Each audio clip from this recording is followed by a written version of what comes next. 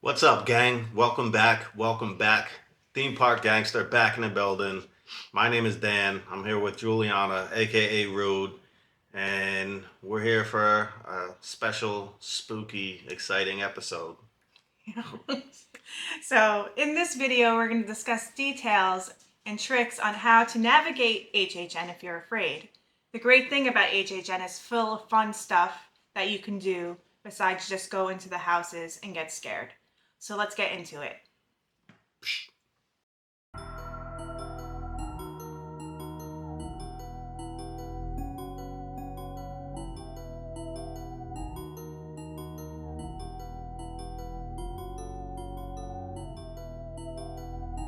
All right, so the first thing, and to me one of the most important things, is food and drink.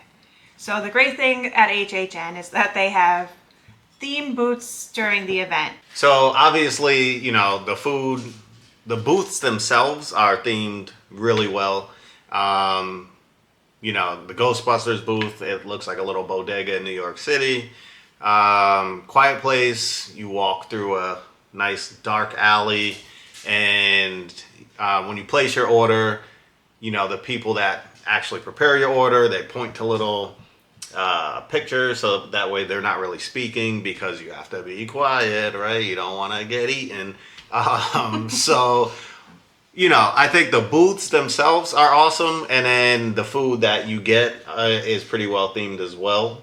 So, you Yeah. know, To go back to the food and drink, the other things in regards to the drinks, they have alcoholic and non-alcoholic beverages as well as beers. Um, and so I tried the Creepy Cola, which was basically a Jack Daniels and cherry Coke with a worm on top, and that was good. It made me feel good, so it helped me get through the houses. And then our favorite, at least I think it's our favorite, are the pumpkin beers. yeah. So last year we did the whole hog beer, and that's, I feel like, what we drank the entire time we were there. When we went this year, I don't remember the first trip, but this second trip, they didn't have any of that, so we had the UFO pumpkin brew. Which was tasty, but I was not messing with the whole Yeah. hog's head. I don't Hog's remember what head, it's called. yeah, something like that. Yeah, so definitely prefer that. My sleeper drink is, obviously the lacto cooler. Big fan of that. Happy to find it not expired. Shout out to Universal because everywhere I've gotten it in Dutchess County, it has literally been over a year expired. So heavily fermented, I would say.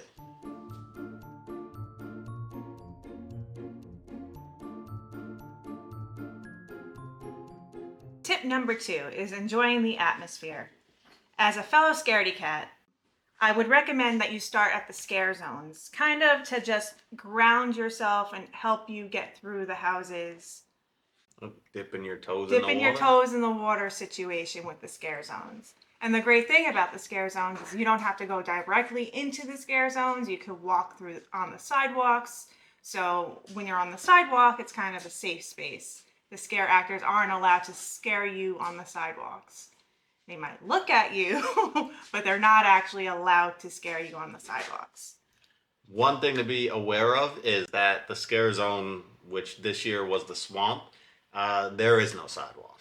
So, yeah. So to navigate through that and to get past that scare zone, you'd have to go through the sensational observation area, which is a dark path if you're afraid of the dark.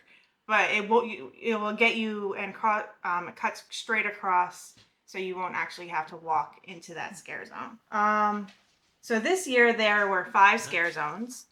There was the duality of fear, which is where you pretty much met the mascots of the event, which were Sinister and Surreal.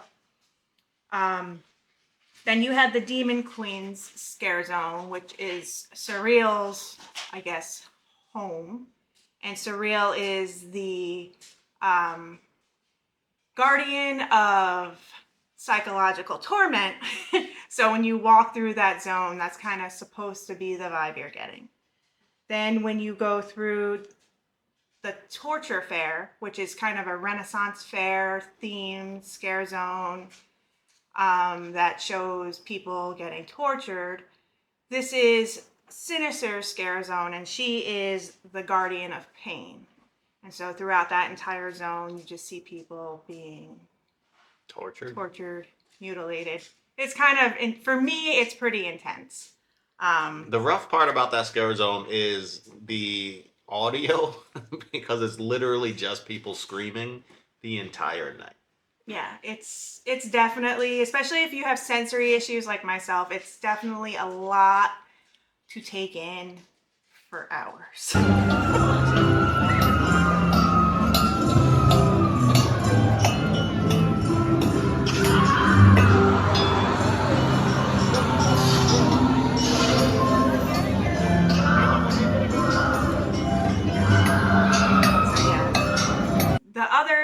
So another scare zone was the Swamp of the Undead, and honestly, this once I got comfortable in the park, was one of my favorite scare zones. The actors were great. The theming was great. It was very immersive. You felt like you were in the Everglades. Like it was just really cool. Especially at night. It had like a moisture and the fog pumping in. So, and there were parts where, I couldn't tell if it was a scare actor or a mannequin until they jumped at me. So, shout out to the scare actors in that scare zone. That was really well done. Yeah, it was good. And then you had Enter the Blumhouse scare zone. This was my least favorite scare zone. It basically was multiple podiums with actors of the Blumhouse movies, such as Megan and The Purge. And they had actors walking around and kind of just scaring you in the midst of the fog. For me, it didn't really do it. It was more of a photo op. Yeah, I felt like it was more of like I took a selfie with Megan situation. But yeah, it was my actual least favorite scare zone. Also, so once I got comfortable in the scare zones, it was nice to actually engage with the actors, and the actors will engage with you, and they would make even scaring you, they still try to make you laugh in the midst of a scare. Right. So it kind of made you a part of the situation going on at HHN. And so that's something that's really cool and fun to do once you get comfortable in that sensory scare situation. I would say my favorite scare zone this year was definitely the swamp, just because, again, the overall immersion and the fact that it was, once you're on that path, you're in. So I would say that was my favorite. The decoration, I guess you would call it, in Torture Fair, I think was really impressive and well done, albeit super sadistic, but it looked really good to someone that enjoys horror and things like that. But again, for me, the audio was just OD. Yeah. And I think we had the privilege of experiencing last year's HHN for the first time with the 1969 scare zone being there. And that for me was just so fun.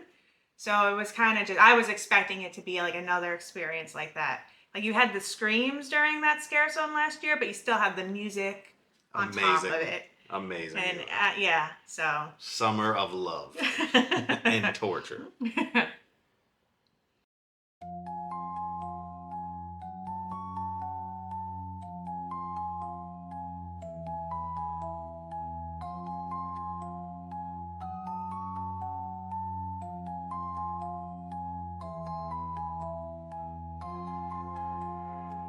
So tip number 3 is going to Diagon Alley.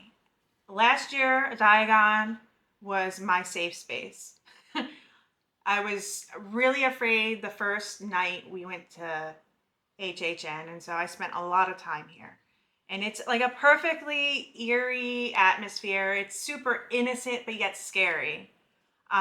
There's fog, there's darkness, there's music that's dramatic, and you have Death Eaters running around, engaging with people, and scaring them, but it's not like super scary. Yeah, I thoroughly enjoyed Diagon Alley. Pro tip: you can order the Death Eater tattoo off of Amazon, and they seem to engage with people that have that tattoo. So yeah, I think at the end of the day, you go in Nocturne Alley, even in broad daylight, and it's dark and eerie. So like, just multiply that when you're in there at night. The other cool thing is that it's not as busy in Diagon Alley because everyone's worried about getting to a house or getting to the cool food booth or something like that. So Diagon is less crowded, so it's a really good place to like kind of regroup and catch your breath and then get ready to get back into it. So Yeah, it allows you to take your time. You can chill, get a butter beer, watch the Gringotts dragon go off. It's a really cool, and the Dutch eaters, they put on a little mini show for people during the event. So yeah, one of my favorite spots to be.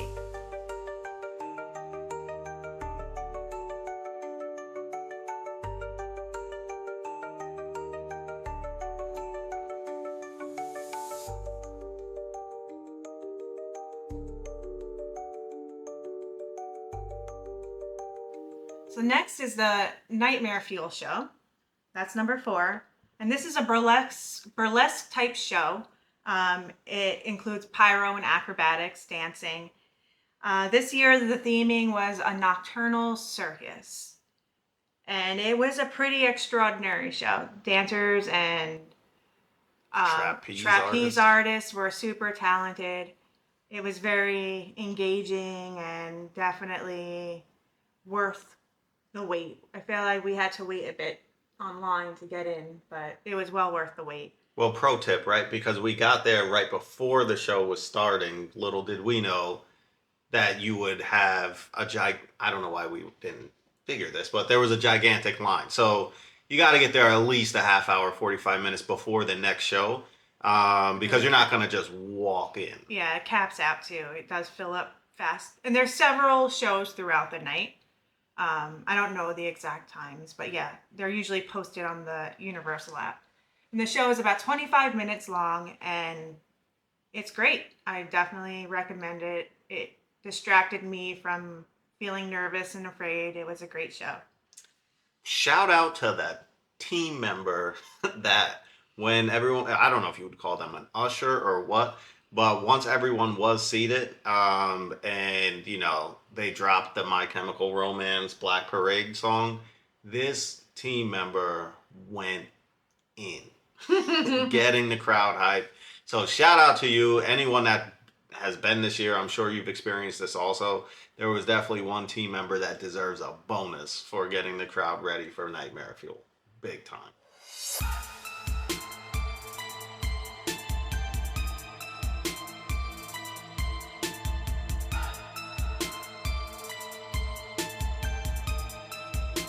Right, so the next tip is go to this tribute store. The tribute store is located in New York City. Every year they have it, and it has different themes every year. This year the theme was sort of a dystopian city that was taken over by an evil spirit. Batilda. That's what they call her, I think, is Batilda. And so I think the gist of it is that they have a house called the Museum of Antiquities, and that one of their relics was evil and was released into the city and caused mass chaos. So if you once you go into the venue, basically you enter and it looks like a destroyed city. There's graffiti everywhere. There is a subway car that's dismantled, a turnstile that's dismantled. There are outposts that look like survivors had set up camp and then abandoned camp. And it's just a really cool vibe. You hear water dripping. I feel like you would hear rodents, and it just definitely gave me Subway, Manhattan, New York City vibe. So if you know, you know. Pre Giuliani vibe. So if you know, you know. Yeah, so the tribute store is a great spot. You get all your merch there. They have specialty treats in there as well. Um, Pro tip again is, the closer you get to Halloween, you can find some pretty nicely discounted merch. So we were there late October, and merch was 50% off. The day we came home, I think it was the 27th or 28th of October, it dropped to 70% off. So yeah, the later you get into the season, the more discounted it is. Certain things will sell out. I was super bummed out that I was not able to get that Coconut Club T-shirt. Stay tuned for that episode because that's going to be a doozy. But yeah, Lil Boo, plenty of Lil Boo merch. Most stuff did restock, but that dead coconut did not come back. So one other fun thing that you could do, especially if you get to HHN early in the season, is every year the tribute store offers an opportunity for guests to be featured in the tribute store. So last year they had a comic book cover you could be on. This year they had different supplies that would be in these bodegas that are run down. So different kind of rations. So this year we actually participated and we're on a can of coffee or a box of coffee.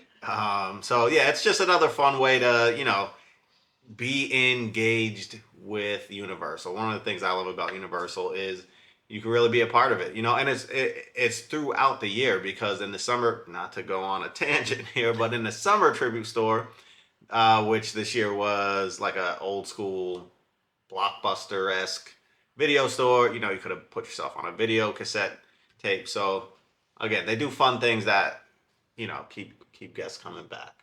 So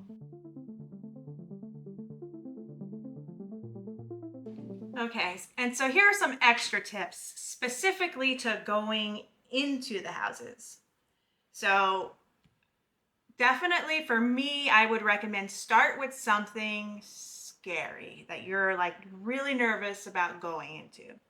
And so this first time I went into Monstrose, wasn't prepared because I didn't do my whole like walk around the scare zones, kind of get myself warmed up and ready, and was just thrown in to fire. So for those of you that know, as soon as you walk into the park, the first house that you find on your left, and it had a 10-minute wait when we got there, was Monstro. So yeah. It was like, let's do it. But if you're a scared person, you really have to warm up. Right. Just so you know. Lesson learned. So I went in. I was so scared. I was screaming. I was crying. I walked out of there shaking. It was rough. She gave me the Heimlich maneuver in there. So the second time, I was warmed up more. I was ready to go. I was prepared mentally. And we went into Triplets of Terror because I really was kind of just not feeling that house. I didn't like the background and the storyline. So went in there, got it done, felt icky getting out, but I was ready for the less scary houses. So that's definitely a good tip that I would recommend to somebody. And then spread out the scarier houses throughout the evening so that you're not getting slammed, scare, intense scare, intense scare, intense scare. And this is all subjective depending on the person. And then just remember to laugh throughout the houses. I felt like every single house I left smiling and laughing. And that's literally, and that it was more like a reminder to myself, like, this is fun, this is fake, this isn't real. And it made the experience so much better, just laughing with your friends in the house. Let your friends lead. If you're afraid, let your friends lead. And take the brunt of the scares and be the shield and the bodyguard. And let them be your guide. Hold on to them. Do not give them abdominal thrusts. And one of the biggest things we did that is so important is getting express passes. Waiting on standby lines when you're afraid and the line is like over an hour long. All that anticipation just builds up, and by the time you get to the beginning of that house, you're just so anxious. It's just, for me, it's like torture. It's like waiting it's like waiting for torture. You just want to walk in and go. And so when we got express passes, our waits were no more than 10 minutes, regardless of the wait time. It didn't matter if the wait time was an hour and 20, an hour and a half, or if it was 120 minutes, or if it was 45 minutes, it was 10 minutes flat. So Express is definitely well worth it. So yeah, I agree 100%. You need Express, right? Honestly, in my opinion, Scaredy-Cat or not. So the first time we went, we didn't have Express, and you know, I love Universal, right? I love Express, whether it's regular through the daytime in the parks or HHN. But the tough part about being in standby is I was always under the impression Express cut the wait time in half, right? So that way standby moved at a steady pace and Express, a steadier pace. But so when you're blessed with Express and you only have a 10-minute wait on a 120-minute house, that just means that when you're in standby, you're just watching a parade of Express folks walk into the house. You know what I mean? So definitely, definitely, definitely, if possible. Unless some people don't mind waiting in line, you play heads up and all that stuff. Me personally, I don't prefer that, and especially if you do have a little bit of angst about a house, 100% agree with that one. Definitely get Express.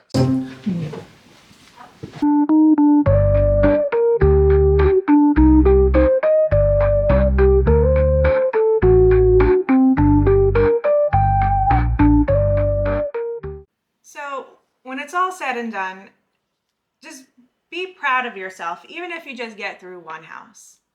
Last year, I only got through 4. This year, I got through 9. I didn't do Insidious. I still couldn't do Insidious.